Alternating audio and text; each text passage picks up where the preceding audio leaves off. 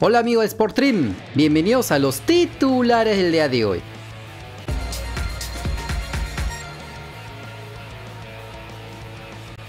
La selección peruana de fútbol completó este sábado su cuarto día de entrenamientos de cara a los amistosos que disputará frente a Paraguay y Bolivia. El grupo de futbolistas comenzó la jornada de entrenamientos con el calentamiento preventivo para luego realizar ejercicios técnicos con balón y finalizar con 50 minutos de trabajo técnico-táctico en el campo de la Videna. Las novedades de la bicolor de este sábado las trae el periodista deportivo Renato Landívar. Hoy, Brian Reina no entrenó a la par del grupo debido a la molestia que sufrió en el muslo de la pierna izquierda el último viernes. En horas de la mañana, pasó una resonancia magnética y los resultados arrojaron que llegará a los amistosos. Otro futbolista que pasó resonancia magnética fue Yuriel Kelly, producto de un golpe a la cadera. El mediocampista llegó con bastantes molestias a hacerse el examen correspondiente. Otro futbolista que pasó resonancia magnética fue Yuriel Celi, producto de un golpe a la cadera. El mediocampista llegó con bastantes molestias a hacerse el examen correspondiente. En caso sea convocado, sería difícil llegue a los amistosos, según los resultados arrojados. Una verdadera casualidad que los dos futbolistas que estuvieron envueltos en la pichanga de hace un par de días salgan sentidos. Karma, dicen otros. La cosa es que el equipo de Juan Reynoso terminará con los entrenamientos este domingo para que el lunes lance la lista definitiva para el amistoso ante Paraguay en Lima el 16 de noviembre y Bolivia el 19 en Santa Cruz. Por la jornada 13 de la Liga Santander de España, el Celta de Vigo de Renato Tapia perdió como local por 2-1 frente a los Osasuna. El volante nacional estuvo en el banco suplentes, pero no ingresó en todo el partido y esperemos que el nuevo técnico del equipo celeste, Carlos Carvajal, lo tome más en cuenta porque si no se vienen los rumores de traspasos. La cosa es que los de Balaídos lo perdían con el doblete de Chimi Dávila en el primer tiempo. Por esto no ingresó el peruano, ya que necesitaban jugadores ofensivos y Tapia no encaja en esos requerimientos. Igual no pudieron igualar las acciones, con lo que el equipo gallego no gana hace 6 encuentros y solo están por diferencia de goles fuera de la zona del descenso con 11 unidades. La próxima fecha visitarán al Rayo Vallecano el 10 de noviembre. Por la jornada 13 de la Eredivisie de Países Bajos, el Emmen de Gonzalo Sánchez, Fernando Pacheco y Miguel Araujo ganó por la mínima diferencia en su visita al Fortuna Sittard. El delantero nacional nuevamente no fue tomado en cuenta por el técnico de su equipo y no es convocado hace un mes, mientras que Pache estuvo en el banco suplentes, pero ingresó a los 83 minutos cumpliendo una regular actuación, ya que apenas la tocó en 9 ocasiones, donde no remató ni una sola vez al arco rival, no se asoció con sus compañeros en el ataque, porque estaba más defendiendo, donde ganó el 40% de los individuales y despejó el peligro de su área, ya que lo ganaban con el tanto de Richairo Zivkovic.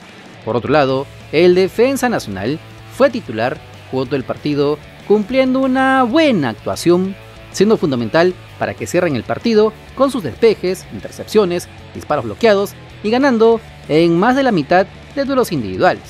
Con este resultado, el equipo rojiblanco sale de la zona del descenso directo y está ahora en la zona de revalidación con 10 unidades. La próxima fecha recibirán al puntero del campeonato, el Ajax de Ámsterdam, el 12 de noviembre. Por la jornada 36 del Brasileirao, el Avaí de Paolo Guerrero empató a 1 en su visita al Santos, por lo que descendieron a la segunda división. Como se los avisamos en el video anterior, el delantero nacional no fue considerado por el técnico de su equipo, ya que aún se recupera de la lesión a su rodilla, aunque su equipo prácticamente salieron resignados a perder la categoría, ya que cuando estaban empatados a 1, con los tantos de Marcos Leonardo de penal y el autogol de Luis Felipe, a los 95 minutos del partido no se notaban desesperados por ganar, pese a que lo necesitaban.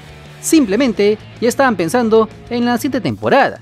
Es así que el Avaí matemáticamente descendió con 29 unidades, donde la penúltima fecha recibirán al Ceará el 9 de noviembre y luego cerrarán la temporada el 13 del mismo mes, cuando visiten al campeón de América, el Flamengo de Río de Janeiro, por lo que cabe la pregunta: ¿volveremos a ver a Paolo Guerrero de nuevo en las canchas de fútbol? Ahora que todos lo están pateando en el suelo, diciendo que se equivocó al irse a Brasil a un equipo menor que pelea el descenso. Y encima de todo, se volvió a lesionar. Ahora, con el periódico El Lunes, todos salen a criticar al goleador histórico de la selección peruana por no aceptar la propuesta de Alianza Lima. Al final, cada uno es dueño de sus propias decisiones y responsable de las consecuencias de la misma. Guerrero tomó la suya y perdió, pero la vida es así, no puedes ganar en todas las apuestas. Ahora, otra pregunta válida es: ¿a dónde irá a jugar si es que así lo quiere seguir haciendo? Porque en el Avaí no lo quieren ver ni en pintura.